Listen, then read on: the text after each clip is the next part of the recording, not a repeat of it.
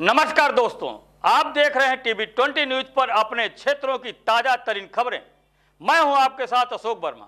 देखते रहिए TV 20 news, बने रहिए हमारे साथ। दिल्ली से खबर है, जहां राम मूर्ति सिंह वर्मा के निधन पर सुप्रीम कोर्ट के वरिष्ठ अधिवक्ता डॉक्टर एपी सिंह के दो शब्द हम आपको बताने जा रहे हैं, जिसमें उन्होंने कहा है कि राम मूर्ति सिंह वर्मा देश प्रदेश के कद्दावर सांसद व मंत्री होने के साथ साथ सभी के साथ घुल मिल जाने वाले व्यक्तित्व के धनी थे। डॉक्टर एपी सिंह ने कहा कि मेरे माता पिताजी से तो उनके बहुत ही निकट के संबंध रहे, परंतु मुझे भी बचपन से मामा जैसा ही प्यार दिया। यह प्यार तब और बढ़ गया जब उन पर राजनीतिक कारणों से उनकी प्रतिष्ठा को कम करने के लिए निजी हमले हुए। तब मैं उनके साथ हाई कोर्ट से लेकर सुप्रीम कोर्ट तक चट्टान की तरह खड़ा रहा और उनके मान सम्मान, प्रतिष्ठा और राजनीतिक प्रभाव को किंचित मात्र भी कमी नहीं आने दी। परंतु विधाता के आगे किसी की नहीं चलती है। पता नहीं परमात्मा भी अपनी बगिया में अच्छे अच्छे फूलों को अपने अपने पास बुलाकर सजाते हैं, जबकि संसार के लिए वह फूल जीवनदायिनी होते हैं।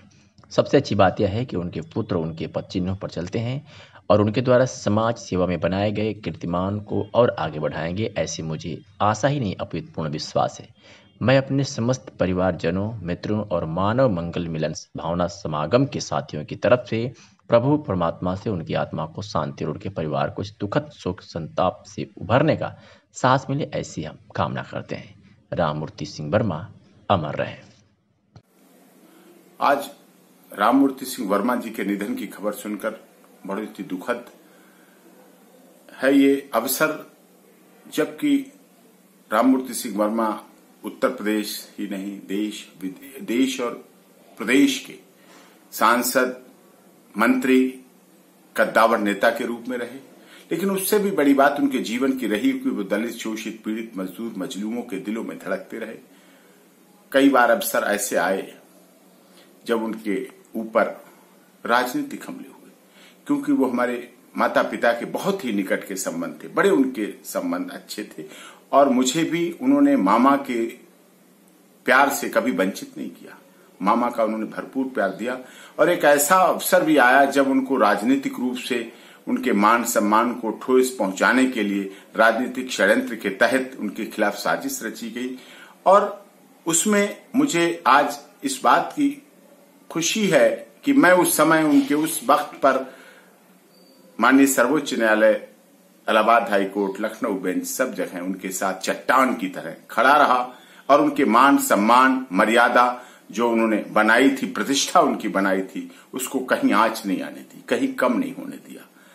उनका जीवन वास्तव में बहुत ही लोगों के लिए जिंदगी देता था और भगवान भी अपनी बगिया में, पता नहीं पर परमात्मा भी अपनी बगिया में कैसे कैसे सुंदर सुंदर फूलों को ही सजा लेते हैं जिनकी जरूरत इस दुनिया को है, जिस लोगों को जरूरत है। ऐसे अवसर पर अच्छी बात यह है उनके पुत्र, उनके बनाए हुए कीर्तिमान, जो उन्होंने कार्यों को आगे बढ़ाया, उनको आगे ले जाने में, उनकी गरिमा को आगे बढ़ाने में लगातार प्रयासरत हैं। ऐसी हम विश्वास है, आशा ही नहीं पूरा विश्वास है कि वो कामों को उनके आगे बढ़ाएंगे।